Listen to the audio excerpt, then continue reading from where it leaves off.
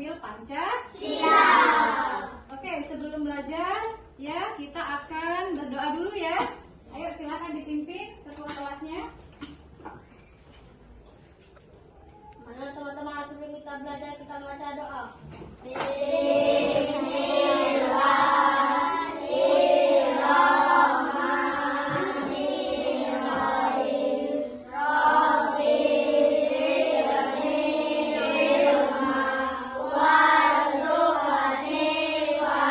Baik anak-anak, Ibu akan mengabsen dulu pada pagi hari ini. Ya, Ibu absen dulu ya. Iya. Aisyah hadir nggak? Hadir. Atta? Hadir. Hadir. Baik anak-anak, Ibu akan menjelaskan tentang pelajaran kita P5 pada hari ini. Nah, ini Ibu akan menyampaikan dimensi P5. Yang pertama, beriman dan bertakwa kepada Tuhan Yang Maha Esa. Yang kedua, bergotong royong.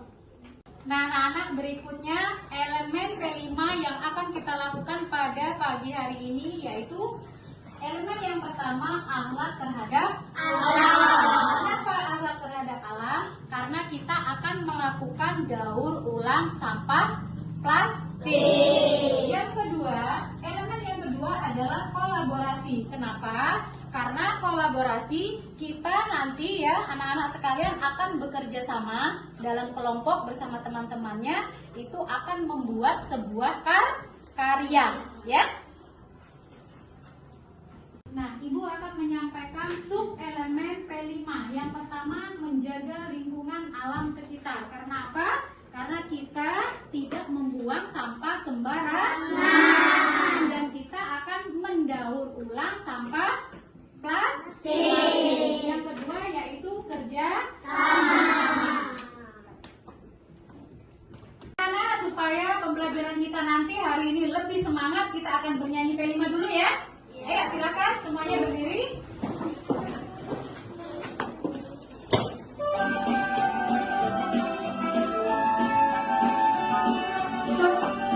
Tangannya ikut semua, gerak.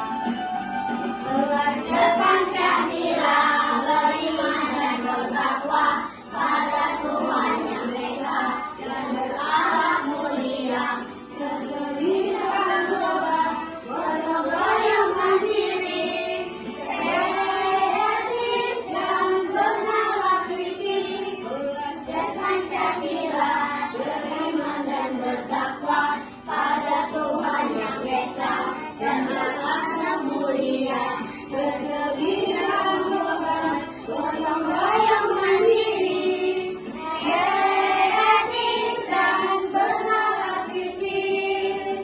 Anak, alur aktivitas kita pada P5 ini yaitu yang pertama pengenalan, yang kedua kontekstualisasi, kemudian alur yang ketiga aksi dan refleksi. Nah, untuk alur yang ketiga aksi dan refleksi nanti kita akan membuat proyek, yaitu apa nak? Tempat pensil dari botol bekas dan sedotan yang kita daur ulang. Nah, yang pertama kita akan melakukan penelusuran tentang permasalahan limbah plastik. Nah, silakan anak-anak diperhatikan dulu ya di depan ya. Atau DLH Kabupaten Buleleng, bagi lingkungan sampah plastik dapat menimbulkan pencemaran baik di tanah, air maupun udara. Sampah plastik dapat menyebabkan pencemaran tanah karena dapat menghalangi peresapan air dan sinar matahari sehingga mengurangi kesuburan tanah dan dapat menyebabkan banjir. Hai kids, sampah plastik telah menjadi salah satu masalah lingkungan yang paling mendesak. Karena peningkatan produksi produk plastik sekali pakai membebani kemampuan masyarakat untuk mengelolanya. Setiap tahun sampah plastik membunuh jutaan hewan, mulai dari burung, ikan, hingga organisme laut. Berdasarkan National Geographic, hampir 700 spesies hewan, termasuk yang telah. Nah, anak-anak, tadi kita sudah melihat betapa banyaknya sampah plastik yang berserakan. Ya, itu adalah sangat mengganggu. Nah, contohnya seperti ini anak-anak ya. Ini adalah botol sekali pakai. Kalau sudah sekali pakai, ini biasanya kita apakan? Kita buang. Kalau hanya kita untuk yang membuang sampah, mungkin tidak akan terjadi penumpukan. Tapi bukan hanya kita, banyak orang lain juga sama menggunakan botol sekali pakai. Sudah selesai langsung kita buang. Makanya terjadilah apa nak? Penumpukan sampah plastik. Maka dari itu kita akan mendaur ulang botol plastik bekas ini ya anak-anak ya. Berikutnya Ibu akan menayangkan bahaya dari polusi sampah plastik. Ya, silakan anak-anak dilihat dulu ya. Kita gunakan setiap harinya, mulai dari tas belanja plastik, sedotan plastik, kemasan makanan dan minuman, serta masih banyak lagi produk berbahan dasar plastik yang lainnya.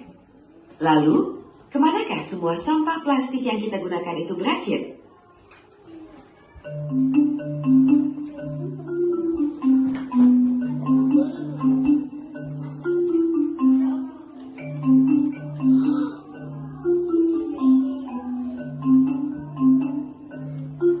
Plastik, material berkarakter ringan dan tahan lama ini pasti akrab dijumpai dalam keseharian kita.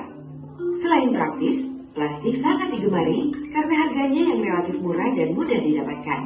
Namun sifatnya yang tidak mudah rusak membuat plastik sulit terurai sehingga tidak ramah lingkungan.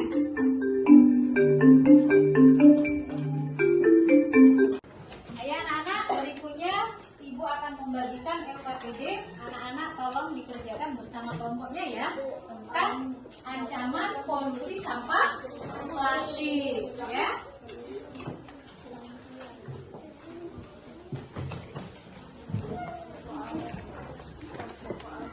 Baik anak-anak, sudah selesai belum? Baik, kalau sudah kita akan mempresentasikan hasilnya ke depan setiap kelompok. Ayo, kelompok mana dulu? Ya, kelompok 1 maju.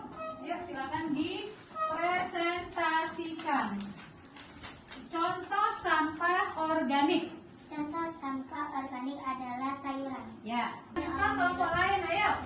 Siapa? Ya, Kak, sini maju.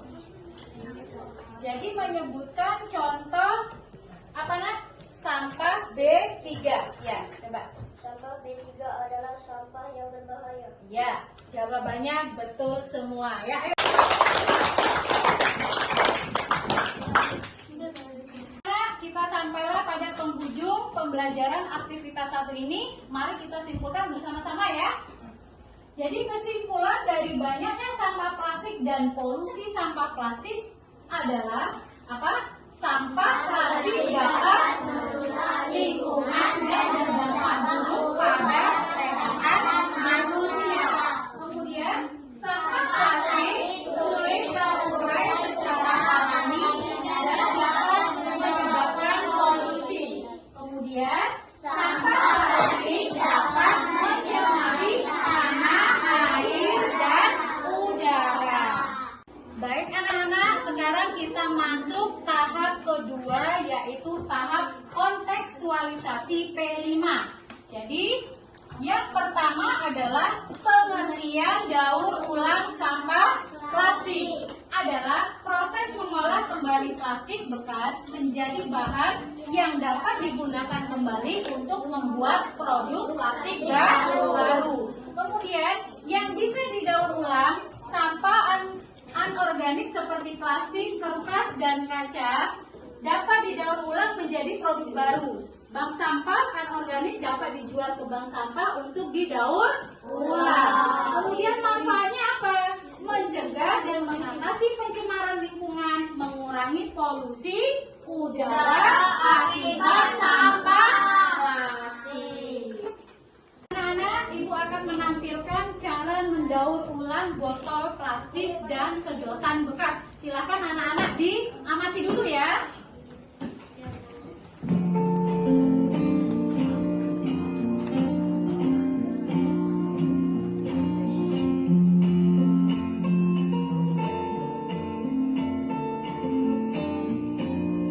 Oke, diperhatikan.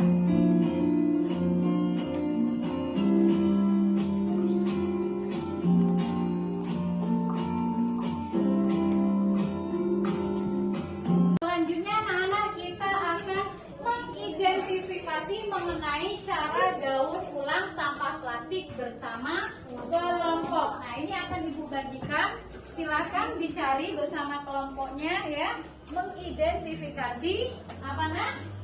Cara daur ulang sampah plastik. Anak-anak, apakah sudah selesai mengidentifikasinya? Sudah. Baik, sekarang kita mempresentasikan tiap kelompoknya. Ayo maju ke depan. Siapa yang pertama? Oke, ini.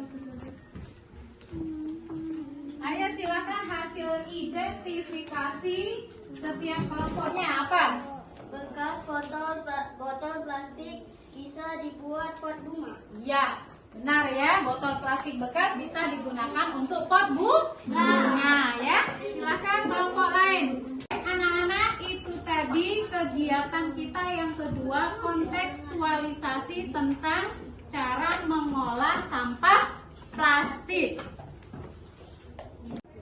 Baik anak-anak, kita memasuki aktivitas yang ketiga, yaitu proyek ya. Kita akan memanfaatkan botol bekas ini menjadi tempat pensil yang cantik ya, tempat pensil dan sedotan ya. Apa saja yang harus kita siapkan?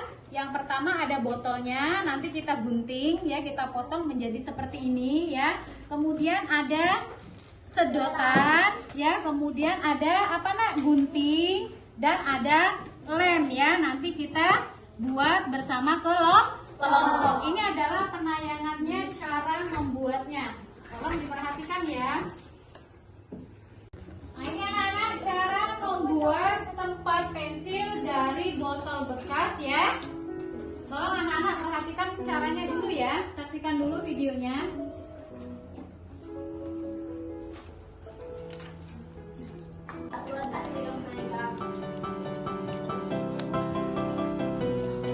Ayo saling dibantu temennya.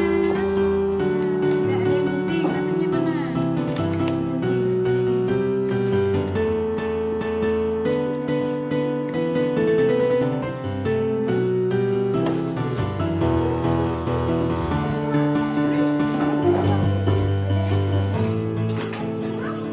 Sebentar deh. Dengan anak sudah selesai belum? Sudah ya, sekarang waktunya kita presentasikan hasil karya anak-anak. Ayo per kelompok silakan dibawa hasil karyanya ke depan sini. Ayo. Sini kelompoknya yang sudah jadi. Nah, ini kelompoknya ya. Coba tunjukkan hasilnya gimana. Oke, ini adalah kotak pensil dari apa tadi? Tempat pensil dari apa tadi? Botol bekas, botol plastik bekas, dan sedotan. Ayo kita upload.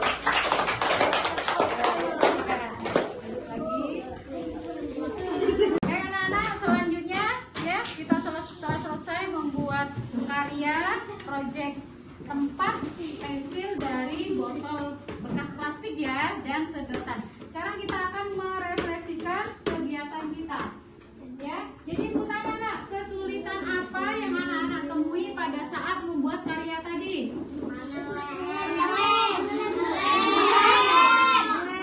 Satu orang kesulitannya apa kelompok ini? Oh, kesulitannya saat mengelem. Oke, yang kelompok ini kesulitan yang ditemui apa tadi?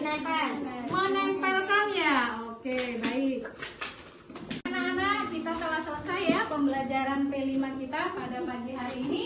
Ibu akan menyimpulkan ya kegiatan kita. Kesimpulannya apa nak? Yang pertama, bahwa Kita harus menjaga lingkungan dari sampah plastik. Yang kedua, bahwa kita Bisa menggunakan bahan daur ulang untuk kegiatan di sekolah. Jadi kita memanfaatkan ya nak ya, botol bekas kita daur ulang menjadi tempat apa?